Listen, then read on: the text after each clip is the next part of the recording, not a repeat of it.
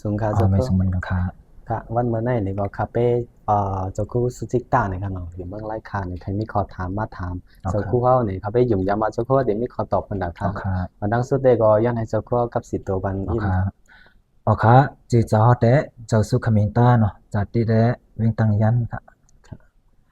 เขาถามคาเฟ่ได้ก็อันตั้งสุดเดก็ใครย้อนถามปอดว่าจงเจ้าคู่ยามอยู่ก่อนเลยครับโอเคเจ้าคู่เดะยำอยู่ก็เร็วค่ะยามอยู่ก่อนเลยค่ะเนาะโอเคในคาเฟ่ยุ่งยามมาเจ้าคู่เดี๋ยวมีขอตอบคนดักค่ะแน่นอนค่ะค่ะเกี่ยวกับเลยว่ายามอยู่มากก็เร็วเหมือนเรื่องนั้น ควรเฮาค่ะยามอยู่ก่อเร็วเนาะบางก้อนเนี่ยเขาอยู่ก่อเร็วเขาเนี่ยมีแต่เกาะนะครับเนาะอยู่ที่เฮ็ดสังก็ย่อเฮ็ดก่อเร็วอยู่ที่เฮ็ดนี่ก็เฮ็ดก่อเร็วเพราะว่าเป็นทุกเฮ็ดก็เฮ็ดก่อเร็วจังนั้นเจ้าครัวเฮาตัวทบเจ้าครัวเฮานะครับเนาะอยู่ที่ตัวทบเจ้าครัวใครปันตั้งแห้งใจควรอันอยู่ก่อเร็วในมันจังหนักว่าเมื่อแห้งใจทัดใจเขาตกนั่นเนี่ยเขาถูกรีเฮ็ดจึงหรือว่าถูกรีวางแผนจึงหือบนตาคำเมื่อนาเนี่ยซึ่งในเจ้าครัวใจรัดปันอินกันโอเคนี่จงกดใจจะทำมากกันเนาะกันอยู่ก็เร็วอันว่าในคันเนาะเลยว่าตัวทบเจ้าได้เนาะมือเจ้าเขายำเห็นมาในเมืองมันได้เนาะยำอยู่ในสังขะสี่หาปากจะไหนก็เฮงจะไหนก็ยำอยู่มา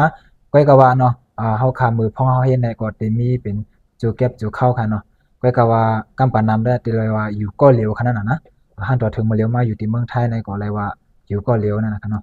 ก้อยกะว่าใครมาผักหลังถึงว่าเมื่อพ่อเขาอยู่ก็เร็วอันว่าใน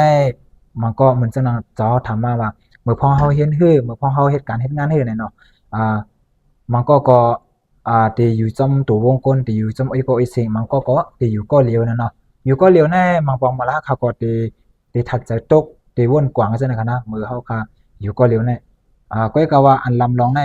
มันจะนั่งตัวทบเจ้าเนี่ยเจ้าเขาที่ต่อสู้มาต่อถึงมาเลี้ยวแล้วนั่นเนาะอยู่ก็เลี้ยวแน่ตีมืออยู่เมืองมันฮื้อตีมืออยู่เมืองไทยในฮื้อเนี่ยเนาะเลยว่าแห้งใจเอาแห้งใจตูเจ้าเก่านั่นขนาดเนาะแห้งใจตูเจ้าก็เลยว่าเป็นอันลำลองเต้ๆค่ะมันปองมาละเขาค่ะ มือเขาติกาวุ่นพิษอำฮืออำนั้นไปวุ่นกวางนะฮอดเฮ้ล่ะเขามีไอ้ก็ไอ้เสียงเหมือนเปิ้นเฮ้เขาเลยมาอยู่ก็เหลียวในคณะมาพอเขาติกาคิงเอามองใจจ้อมจะในวุ่นกวางไปซะในคณะอันนั้นได้มันติเฮ็ดให้ถัดเจ้าตรงไหนครับเขาคารู้อะไรวุ่นว่าเขามีก็เหลียวในก็เขาเฮ็ดอันไรก็มันติโจขึ้นใหญ่ฮืออำนั้นก็มันติเฮ็ดสังมันติไงนั่นน่ะนะมือพอเขาอยู่ก็เหลียวในไรว่ามีตึกตั้งอันดีตั้งนำคณะว่าเขาค่ะเกิดมาในเขาตัวเขาเกิดมากกว่าเหลวไว้ขนาดนั้นนะ เลื่อนซื้อมาเฮาค่ะก็พอรับหลักภาพเมืองก้นก็จะเป็นก้อนเหลวใกล้ขนาดก้อยก็มือพ่อเฮาถึงมีชีวิตมีอายุใส่ใจนะเฮาดูเลยฮักดูเฮานำเหมือนจังเฮาใครเรียบกันเฮ็ดอันไรฮื้อเฮาใครเฮ็ดการงานจึงฮื้อในเฮาคันดูเลยเฮ็ดคำหนูต้องว่ามีอ้อยก็มีอ้อยเซงมีปืนมาปันแห้งจะเฮาดูเลยปึงอิงตูเจ้าก็นำนั่นขนาดนะย้อนปนนั้นเฮาคาดูเลยมัวปันแห้งจะเฮาเฮอายุก็เร็วเลยก็ยังต้องรู้ใจเล็กนั่นก็เอาลิกไล่เฮ็ดเป็นอ้อยก็ฮื้ออันนั้นก็เอาตั้งหู้อันเป็นคลิปวิดีโออันเป็นลงจังได๋ อันเป็นปันตั้งหูตาในเฮ็ดเป็นแห้งเจอ